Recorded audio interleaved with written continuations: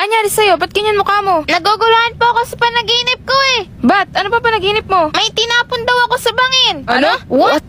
Sige, mula umpisa. Ma, nasan ka na? Bukas na yung trial. Ayoko makulong. Papunta na, na-traffic lang. Anong gagawin ko? Ma? Ma, ba't ang tagal mo? May aksidente kasi sa daan kaya na-traffic. Ma, anong gagawin ko? Wala akong kasalanan. Ano ba nangyari? Isisisi sa akin yung pagkahulog sa bangin ni Ate Vanessa. Kwento mo sa akin lahat ng nangyari. Ma, hindi ko naman kasalanan yun eh. Kung di mo kasalanan yun, wala kang dapat ikatakot. Kung wala kang tinatago, Wala. di kwento mo mula umpisa. Tulad ng sabi ko, nasa event ako for work. I hope you're enjoying the party. Of course, it's my pleasure. Thanks for inviting me. Totoo bang nasa event ka? Opo, may sinend akong pictures, di ba? Tinanong ko yung supervisor mo, walang event ng araw na yon. Paano kita matutulungan kung magsisinungaling ka? Hindi naman po ko. Magsasabi ka ng totoo o aalis ako dito. Pero nanay kita. Nanay mo nga ako, so ba't kailangan mo magsinungaling? Okay, kasama ko po si Mr. Salazar. Salazar? Farley Salazar? Yung boss mo? May asawa na yun, di ba? Mahal po namin yung isa't isa. Ay, nako naman. Wala naman pong masama doon. Wala. Naririnig mo ba sarili mo? Pag lumabas to, hindi lang karir mo ang masisira. Ikaw pa masisisi sa nangyari. Anong gagawin ko, ma? Anong sunod na nangyari? Huwag ka na magsisinungaling sa akin. Nasa date po kami ni Mr. Salazar. Sana, palagi na lang tayong ganito. Huwag muna tayong umuwi. You know we can't. We have work. And your family. Excuse me, itake ko lang to. Yes, honey, I'm fine. I'm busy with work. I'll call you later. Vanessa? Vanessa, wait!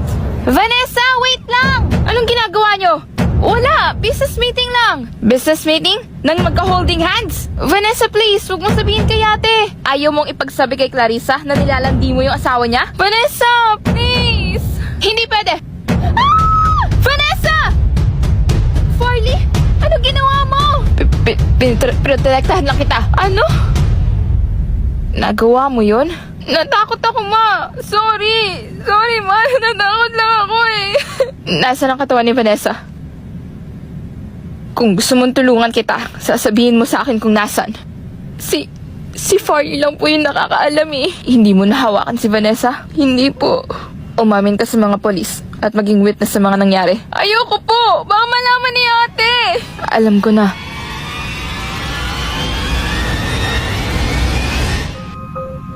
Ate? Tutulungan kita dahil kapatid pa rin kita. Pero pagkatapos nito, hindi na tayo magkapatid. Paano mo nalaman? May kutob na ako, kaya pinakausapan ko si mama na kung pwedeng ako na lang yung pumunta. Ate, sorry! Ate, sorry! Sorry, ate! The end! Nananaginip ka ng ganyan? That is so weird! Where did you get those stories to have dreams like that? Nako, bunso, kung ano-ano pinapanood mo ha? Bawal ka na muna sa gadgets. But, anong meron sa kwarto? It's clear. Power pa! Power pa!